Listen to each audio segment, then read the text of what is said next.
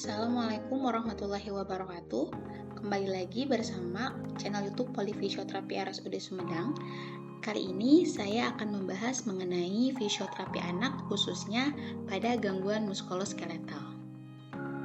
Oke, telah kita ketahui bersama bahwa gangguan muskuloskeletal itu adalah gangguan yang terjadi pada otot, tulang, dan juga sendi.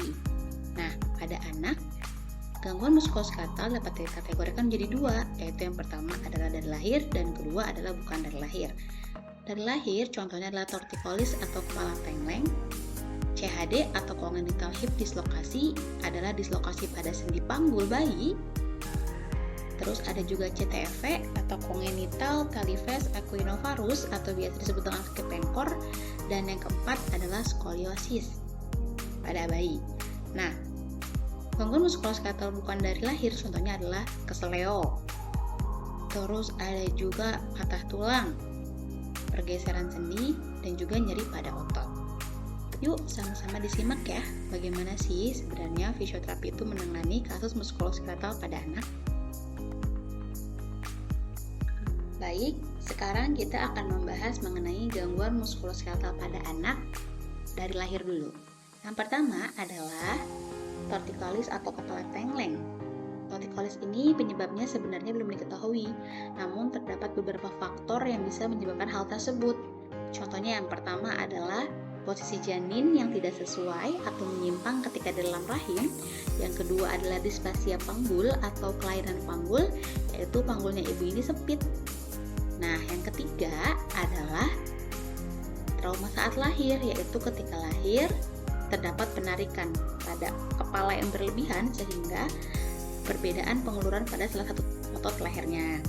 Nah, ciri-ciri anak dengan tortikolis yaitu kepalanya tidak simetris, yaitu akan miring ke arah satu sisi, dan dagu bayi akan berputar ke arah yang berlawanan dari kepala yang miring seperti ini. Fisioterapi pada anak dengan tortikolis bertujuan untuk mengulur salah satu otot yang memendek sehingga meningkatkan kesimetrisan posisi kepala. Nah, berikut merupakan tips untuk bapak dan ibu yang dapat dilakukan di rumah pada anak dengan tortikolis. Contoh kasus tortikolisnya adalah kepala anak miring ke sebelah kiri dan berputar dagunya berlawanan arah ke sebelah kanan.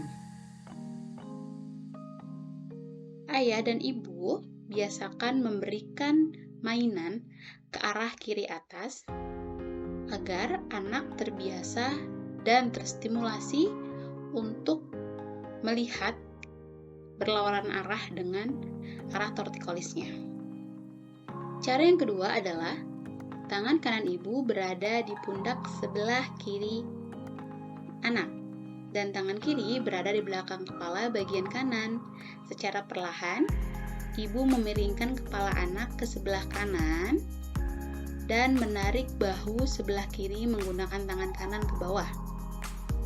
Nah, gerakan ini ditahan selama 10 detik, lalu diulangi untuk menarik otot-otot pada bagian kiri. Cara yang ketiga adalah tangan kanan ibu berada di pundak kanan bayi dan tangan kiri berada di belakang kepala bagian kanan. Secara perlahan, ibu atau bapak memutarkan kepala anak ke arah kiri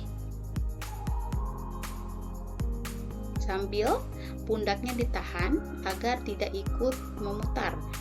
Nah, gerakan ini ditahan selama 10 detik. Cara yang keempat adalah bagaimana cara menyusui untuk anak tortikolis.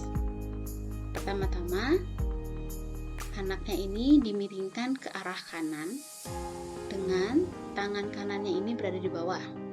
Nah, untuk posisi menyusui pada payudara kiri seperti ini agar anaknya dapat memutar kepala. Nah, untuk posisi payudara sebelah kanan hanya tinggal digeser aja tanpa mengubah arah dan posisi bayi. Adalah congenital hip dislokasi atau CHD. CHD merupakan kelainan bawaan atau dari lahir di mana sendi panggul anak tidak sesuai pada tempatnya. Nah, CHD ini jarang diketahui oleh orang tua pasien secara dini. Banyak orang tua mengeluh ketika anaknya sudah usia 1 tahun ke atas. Saat anak usia jalan, kenapa kok anak saya jalannya pincang? Padahal CHD ini dapat dideteksi dari bayi. Ciri-cirinya yang pertama adalah kakinya cenderung tidak aktif, memiliki lipatan kulit atau paha yang berbeda. Contohnya, di kaki yang kanan ada lipatannya 3, kok di kaki yang kiri lipatan kulitnya ada 4 gitu. Nah, yang ketiga adalah kaki anak cenderung pendek sebelah. CHD memiliki beberapa faktor yang dapat menyebabkan hal tersebut, yaitu riwayat keluarga, berat badan janin yang di atas 400 gram ketika lahir, ukuran rahim ibunya sempit, dan posisi janin ketika di dalam kandungan.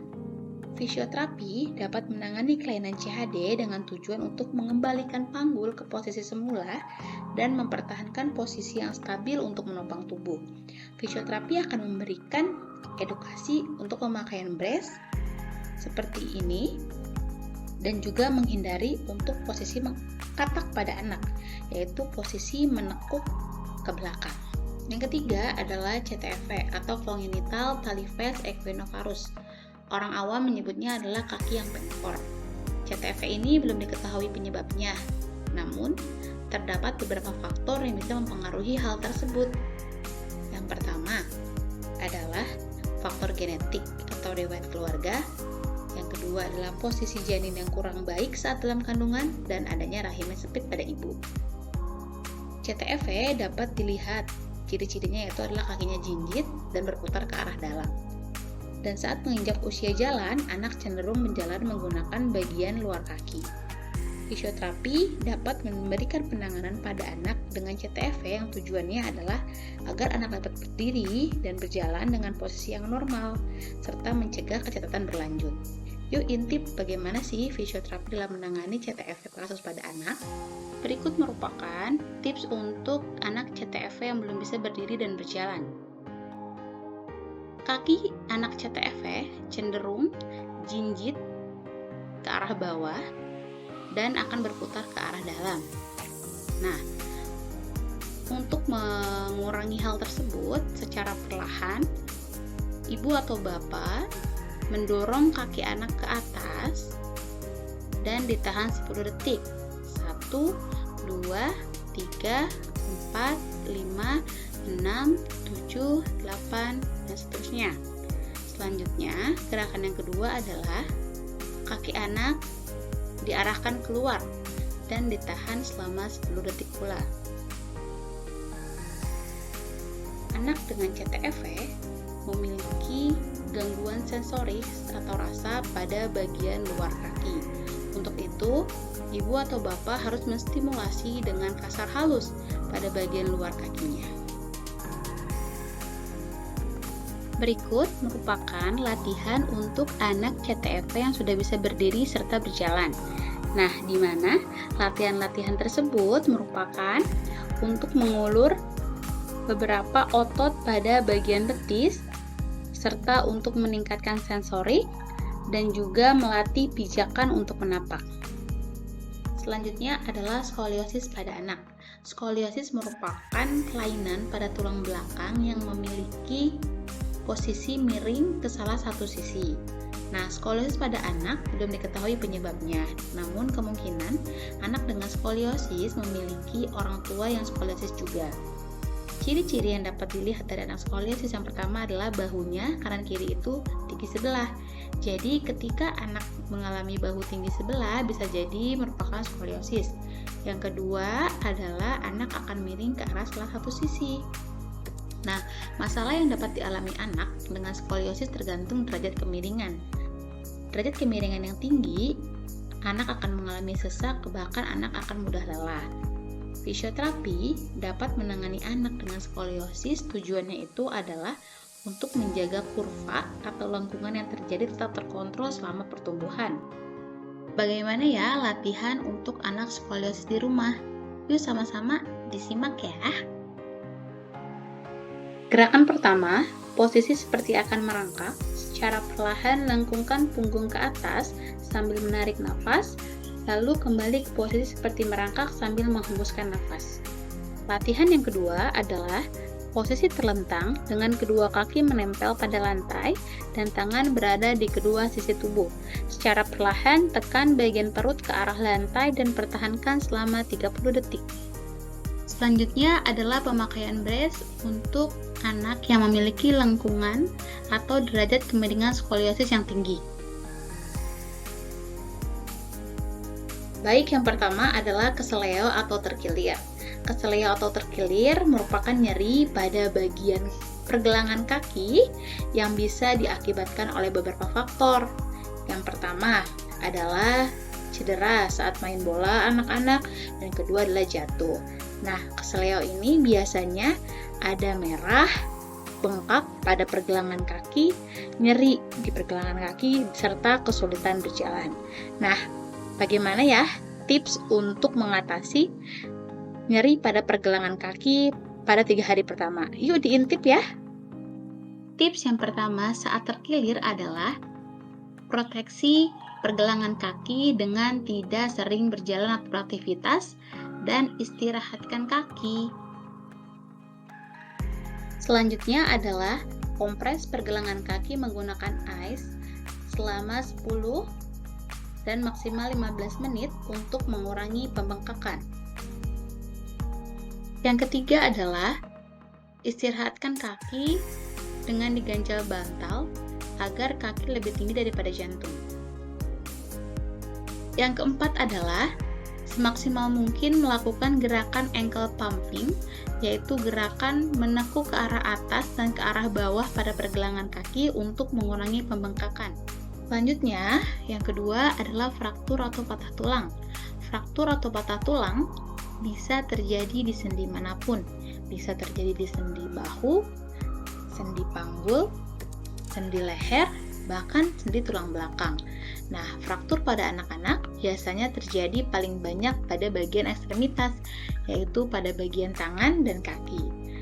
Fraktur disebabkan oleh bisa karena jatuh ataupun karena kecelakaan. Nah, bagaimana ya cara untuk menangani fraktur pada saat awal-awal kejadian? Kita ambil contoh adalah fraktur pada bagian kaki.